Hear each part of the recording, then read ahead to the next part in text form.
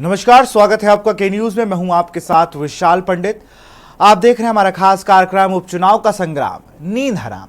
लोकसभा चुनाव के बाद अब उत्तर प्रदेश की 10 विधानसभा सीटों पर होने वाले उपचुनाव में सभी राजनीतिक दलों की बड़ी परीक्षा होगी। पहली बार इतनी अधिक सीटों पर एक साथ उपचुनाव होने जा रहे हैं। सभी राजनीतिक दल अपना दमखम दिखाने के लिए तैयारियों में जुट गए हैं।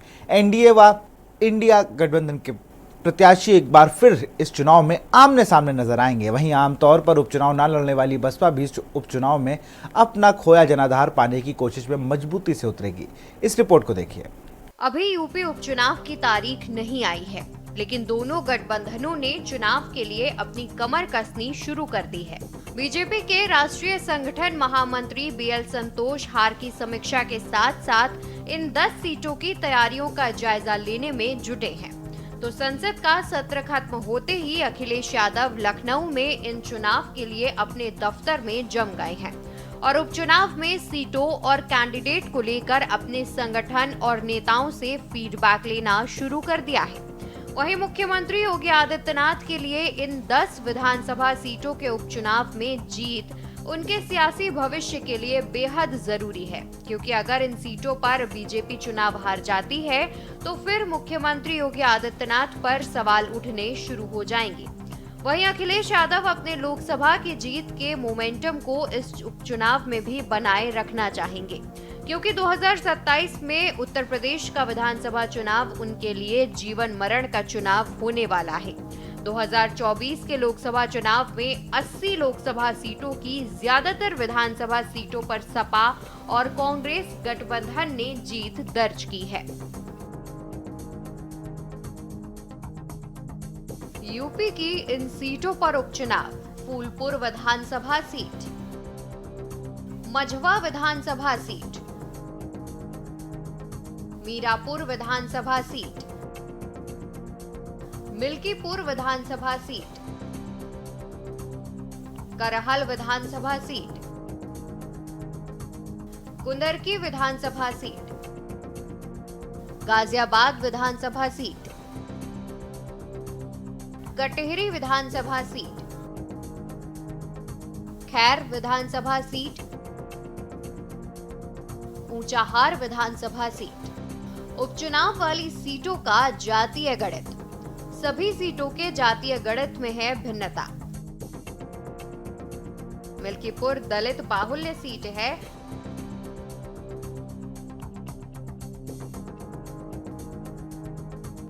करहल विधानसभा क्षेत्र में यादव आबादी की बहुलता। गाजियाबाद शहरी सीट बीजेपी के लिए अपेक्षाकृत आसान।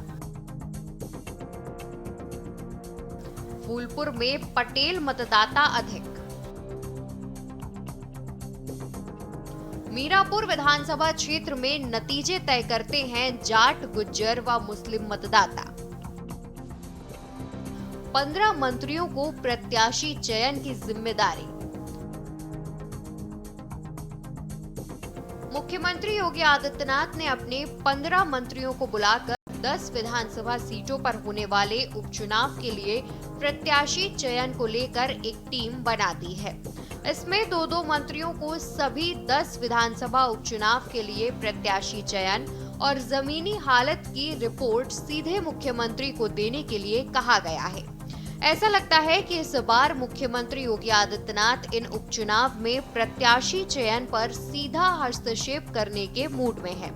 अमूमन मुख्यमंत्री योगी आदित्यनाथ प्रत्याशी चयन से खुद को दूर रखते हैं, लेकिन ये चुनाव उनके इकबाल को तय करेगा।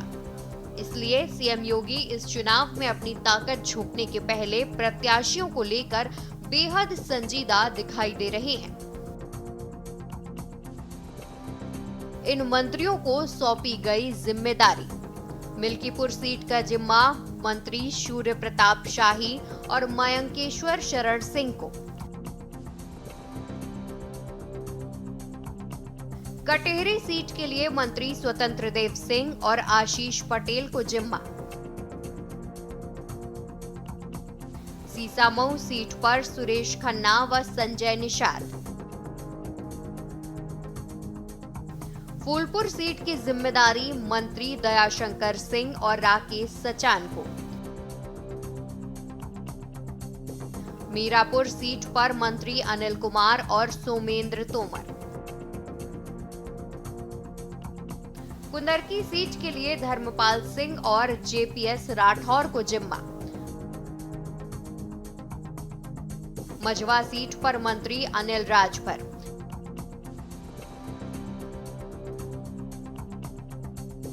गाजियाबाद सीट पर मंत्री सुनील शर्मा।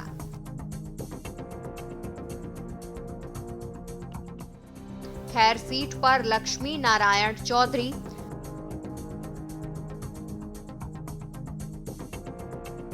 करहल सीट का जिम्मा मंत्री जयवीर सिंह को सौंपा गया। एनडीए बनाम INDIA का संग्राम। उत्तर प्रदेश की 10 विधानसभा सीटों पर होने वाले उपचुनाव को लेकर हलचल तेज हो गई है। इस उपचुनाव को यूपी चुनाव 2027 का सेमीफाइनल के तौर पर देखा जा रहा है। ऐसे में इंडिया गठबंधन अपनी पूरी ताकत के साथ चुनावी मैदान में उतरने की योजना बना रही है।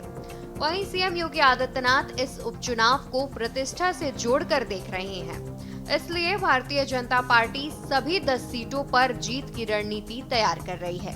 सीएम योगी ने मंत्रियों की कमेटी बनाकर उन्हें विधानसभा सीटों पर जीत की रणनीति तैयार करने के निर्देश दिए हैं।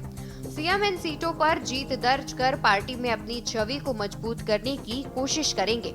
वहीं लोकसभा चुनाव में भाजपा को पछाड़ने के बाद विधानसभा उपचुनाव में जीत दर्ज कर विपक्ष अपना प्रदर्शन बरकरार रखने की कोशिश करेगी। हालांकि उपचुनाव को लेकर विपक्षी गठबंधन इंडिया के सहयोगी समाजवादी पार्टी और कांग्रेस के बीच सीटों को लेकर दावेदारी शुरू हो गई है।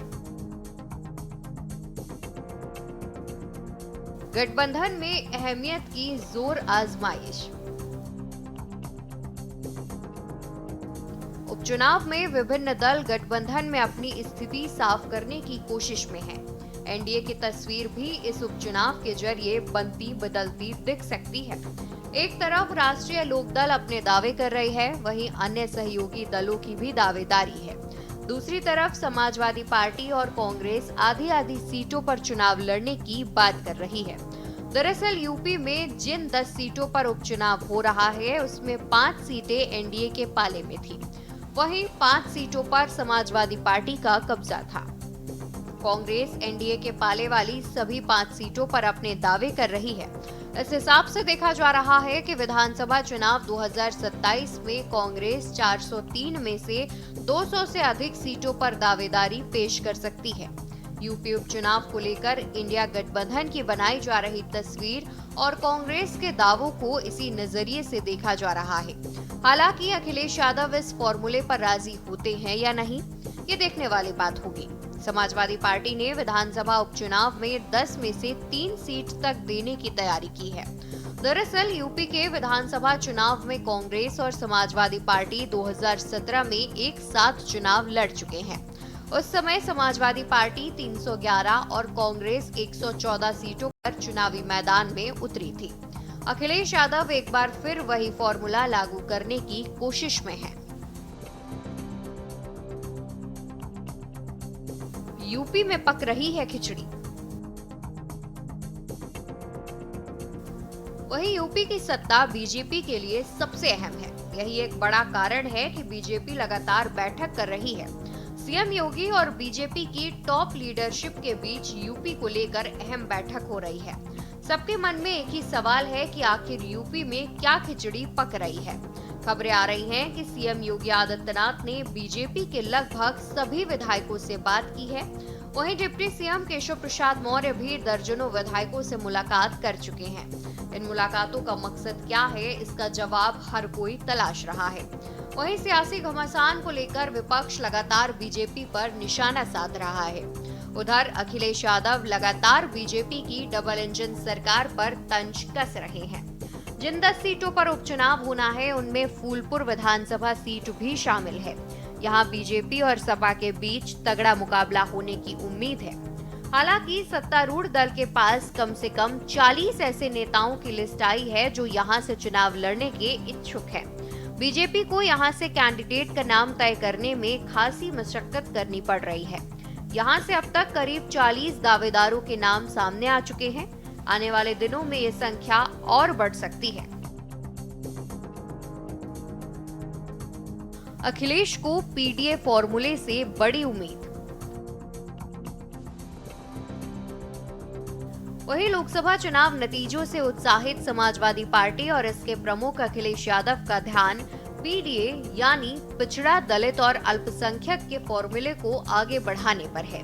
वहीं सूबे की सत्ता पर काबिज भारतीय जनता पार्टी के सामने उपचुनावों में जीत के साथ साख बचाने की चुनौती होगी। इन उपचुनावों में दलित मतदाता का फैक्टर अहम साबित हो सकता है।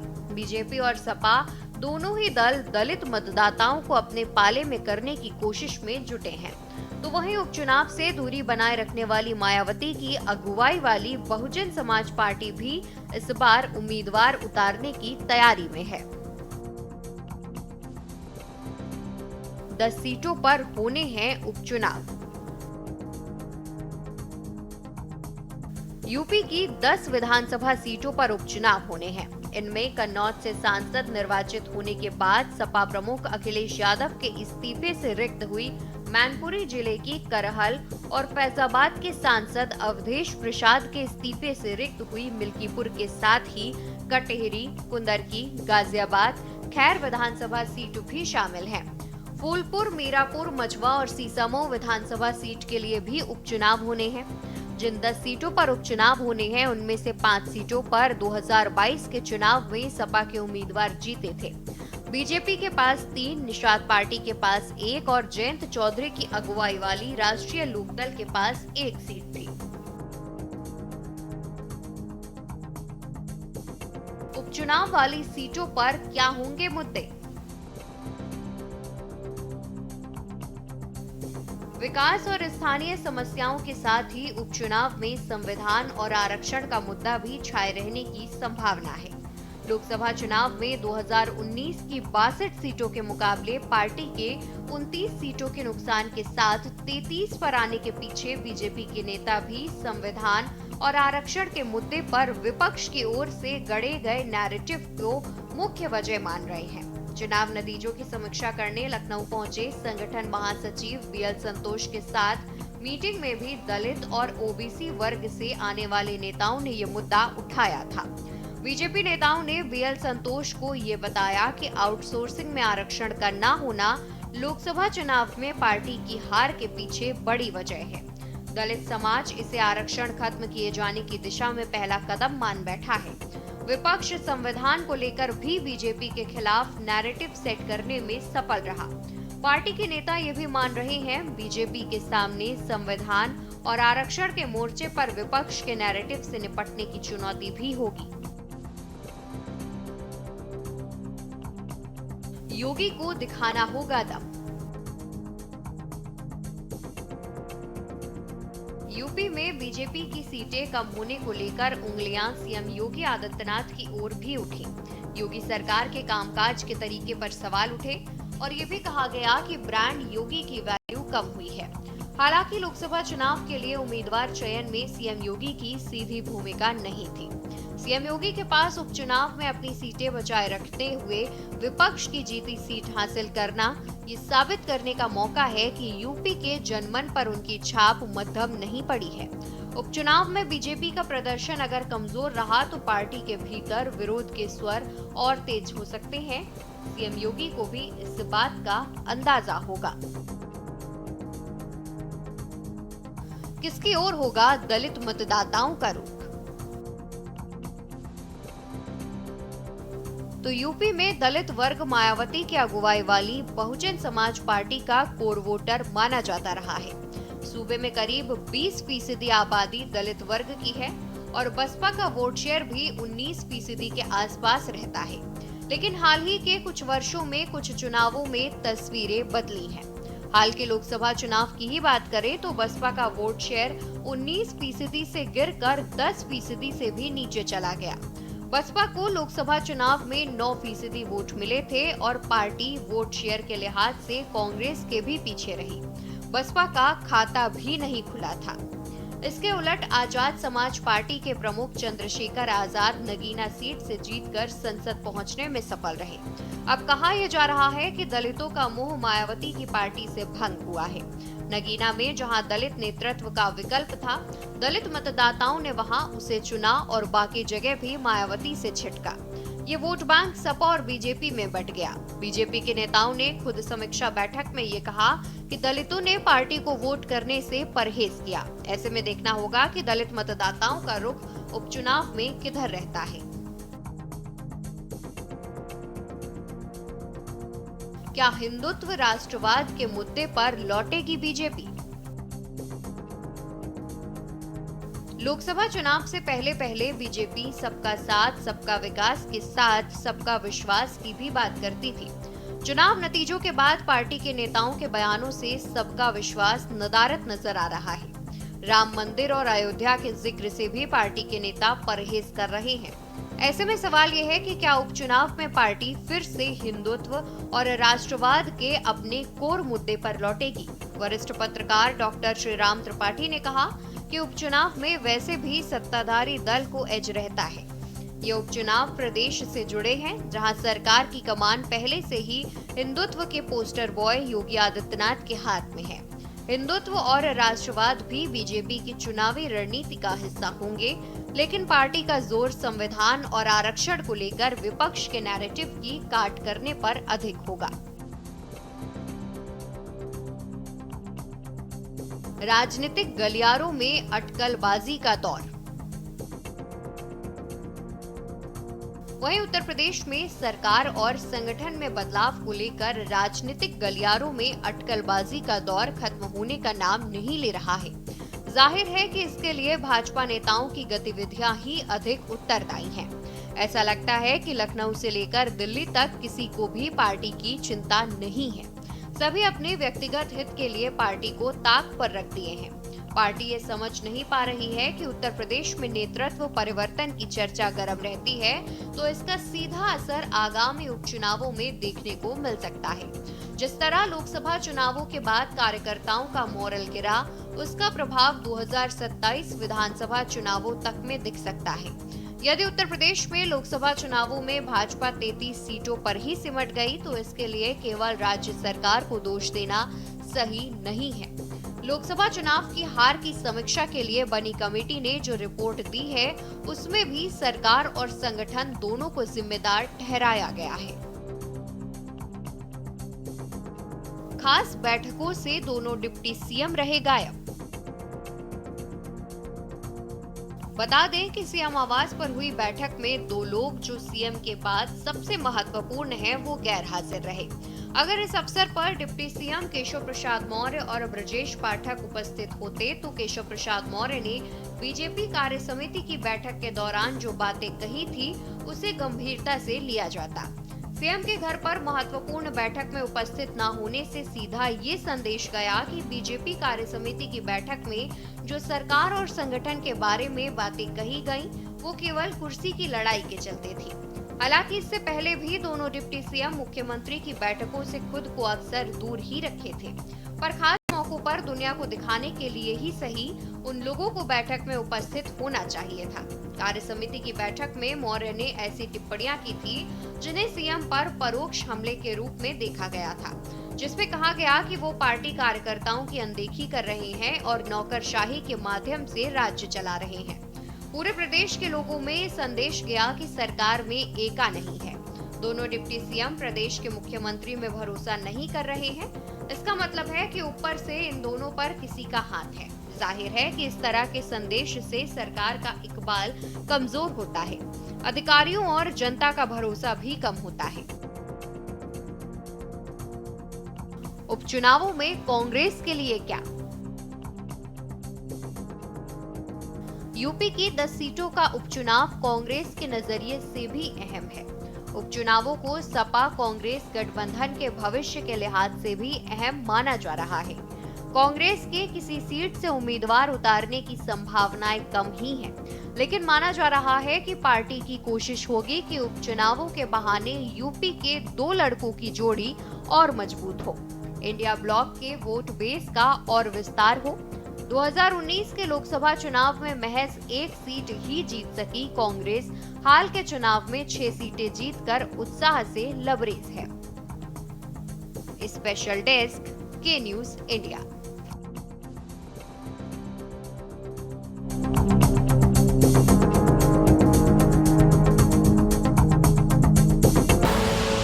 आप देख रहे हैं के न्यूज, खबरों का सारथी।